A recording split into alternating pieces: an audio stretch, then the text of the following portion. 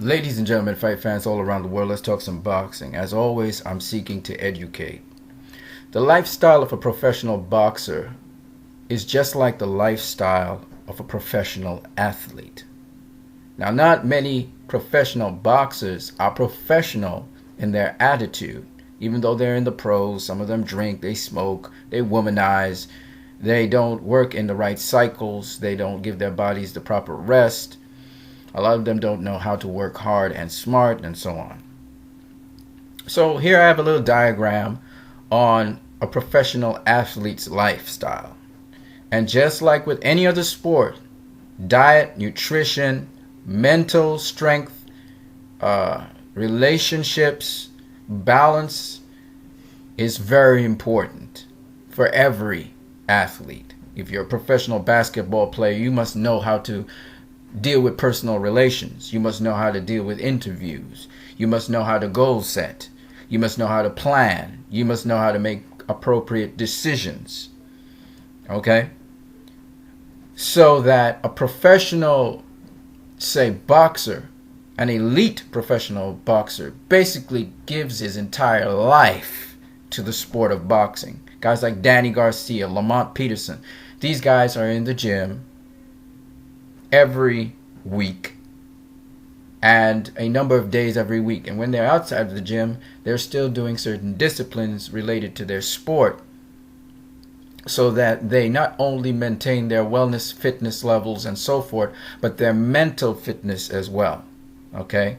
Because the mindset of an athlete to start with is a different kind of mindset to a person who is like you and me, a common fan, who maybe, they have an amateur attitude towards fitness and health.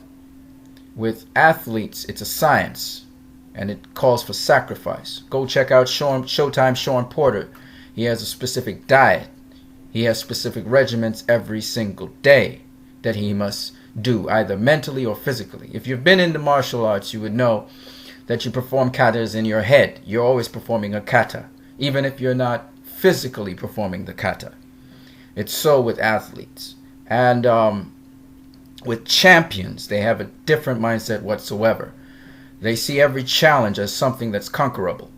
Ask Ronda Rousey. She believes she would beat Layla Ali. She believes she would beat Floyd Mayweather in the ring. This is because this is the mindset of a champion. Sugar Ray Leonard said it. He said, if I second guess myself, then it means I'm not ready. Okay? So every champion always sees every challenge as conquerable.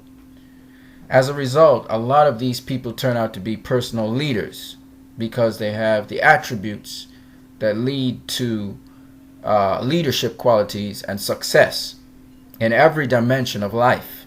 You heard Peter Quillen say, I not only inspire kids to come into the sport of boxing and be better boxers, but to be the best they could be in every dimension of their life. A little boy, he was inspired to become a doctor, to study law because of Peter Quillen. So you have to understand that these professional athletes, I haven't gone to professional boxers yet, and I haven't gone into championship elite boxers, but these professional athletes have attributes, and they also have to continuously push the boundaries in different areas of their career. Now, we talked about Peter Quillen not making weight, Adrian Broner not making weight, and that's unprofessional as a professional athlete, especially elite professional athlete, which shows mentally there were some misses in both Peter Quillen and in Adrian Broner's arsenal. That is, they weren't keeping tabs on their weight properly. Professionally, you must keep tabs on your weight as a professional athlete, even though you are tremendously big as an athlete. And it's extremely difficult to lose weight. You must find a way professionally, if you've signed an agreement and a contract, to make that weight. Okay? It shows a mental miss somewhere. All right? And you have to tie up those kinks in the armor.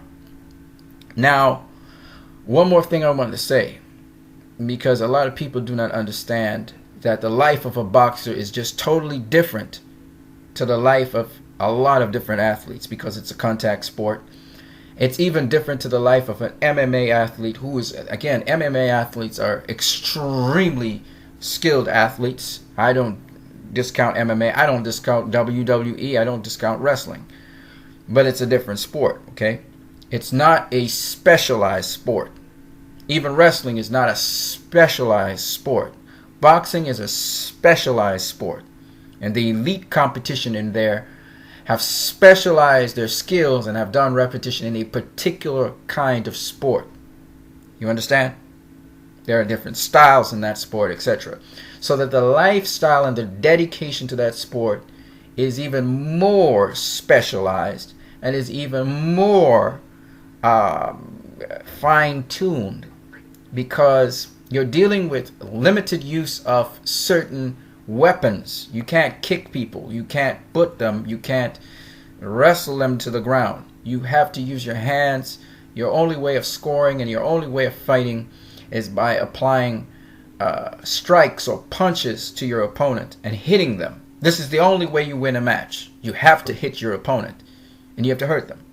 So this sport, therefore, demands the ultimate sacrifices, and a lot of even elite athletes are not able to do that, okay? And it calls for immense sacrifice and dedication. That's why the pinnacle of the sport of boxing, Floyd Mayweather Jr., Vladimir Klitschko, Manny Pacquiao, Guillermo Rigondeaux, Andre Ward, these guys talk about hard work and dedication. Smart hard work, but hard work and dedication. Every single day you have to be committed to the sport of boxing, irregardless of the other extracurricular things you're doing. Manny Pacquiao is able to time manage himself so very well, and you can see energy and time management is very important. Okay, Floyd Mayweather is able to do business and box. Okay, but all of his business is usually related to boxing to some degree. He does other things. All right, you look at guys like Paul Williams, who are very successful businessmen now, and they know how to manage their time. And he has such a very optimistic mindset, even though he's incapacitated at present in his feet and his legs.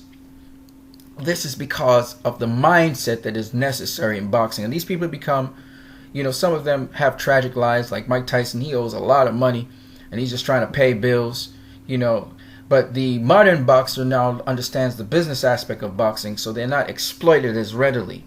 Of course, some of them know too much of the business aspect to their own detriment because they don't get themselves involved in fights which they should be involved in.